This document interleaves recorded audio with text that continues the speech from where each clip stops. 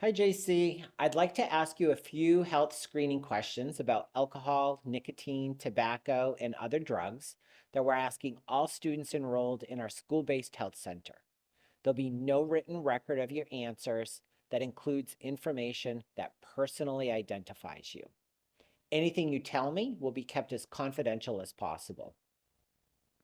One instance where this information would not be kept confidential is if something you say indicates that there is an immediate risk to your safety or the safety of someone else.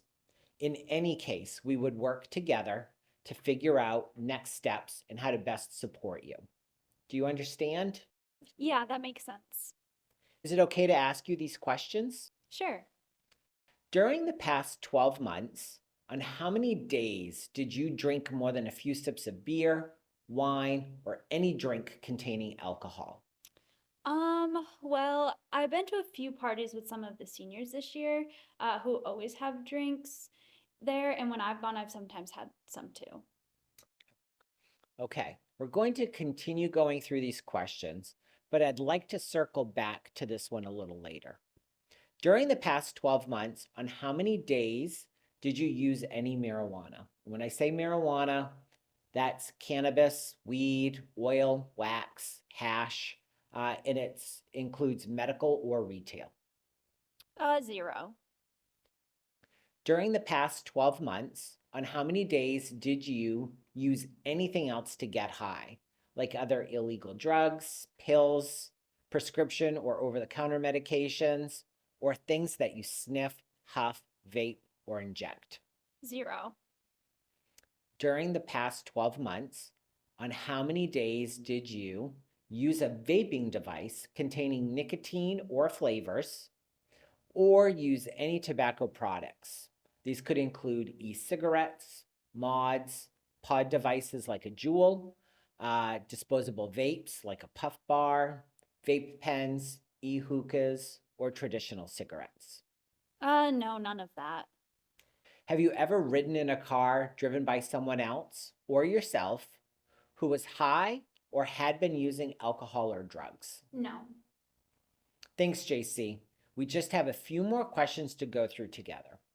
Do you ever use alcohol or drugs to relax, feel better about yourself, or fit in? Well, yeah, maybe to relax when I'm uncomfortable at those parties. Do you ever use alcohol or drugs while you're by yourself or alone? No, just with my friends. Do you ever forget things you did while using alcohol or drugs? I just had a hard time remembering how I got home from one of those parties, but I think my friend dropped me off. Do your family or friends ever tell you that you should cut down on your drinking or your drug use?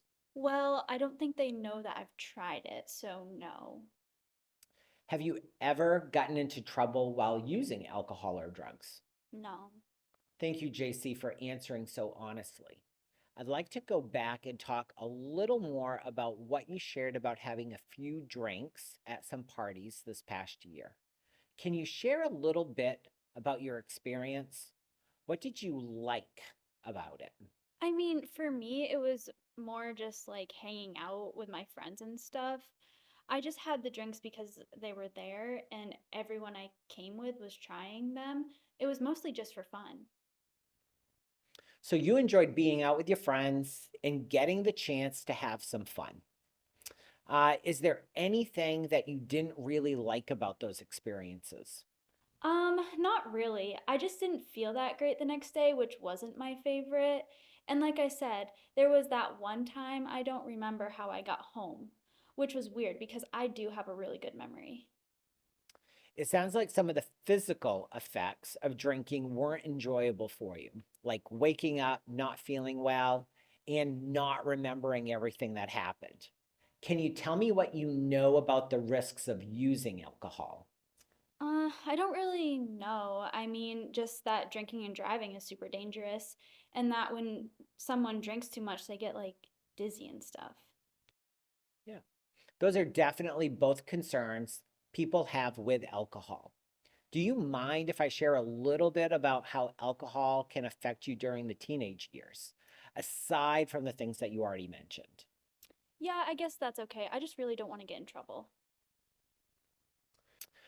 You're not in any trouble, JC. I just want to make sure you have accurate information about substances like alcohol so you can make the most informed choices about what your health and safety moving forward.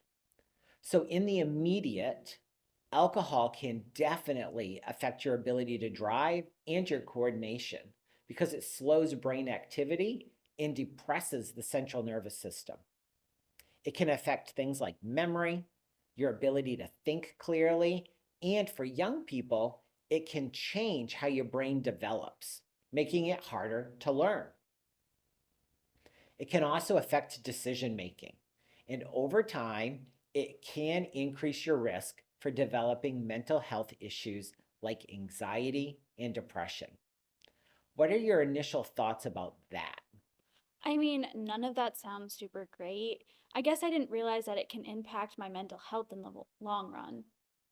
If I were to ask you on a scale of 1 to 10, 1 being not ready at all and 10 being very ready, how ready do you feel to reduce your alcohol use or to stop drinking altogether? Probably like a 6. And JC, can you share why you picked a 6 and not a lower number like a 3 or a 4? I've only drank a few times and always at parties with other people, so I don't think avoiding it would be that hard for me. Plus, I don't really like how I felt after the last time.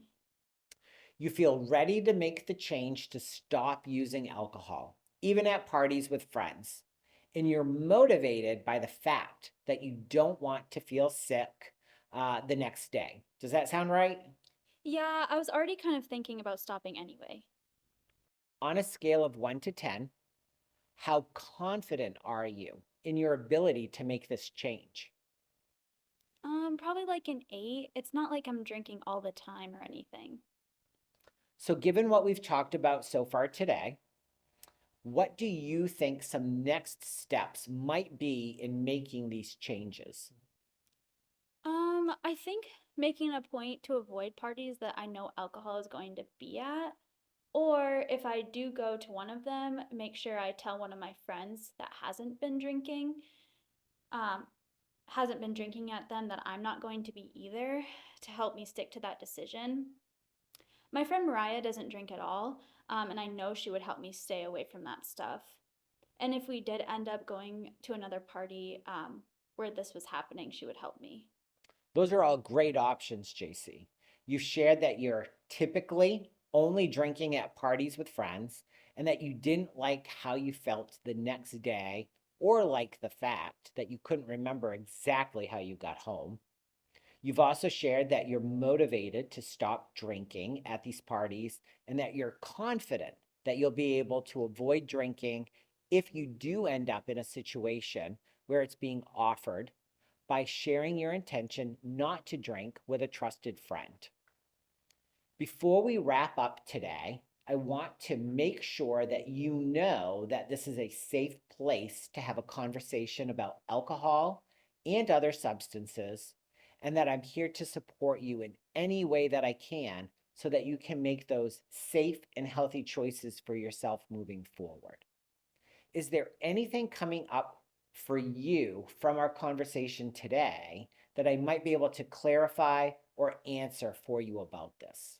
I guess I just want to make sure that if something happens in the future, so like if I do end up drinking at the party again or at a party again, and I tell you about it, that you're not going to just tell my parents.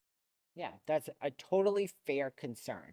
In most cases, anything you tell me in this space, even if you choose to use alcohol at a party again and share that with me, will be kept confidential between us.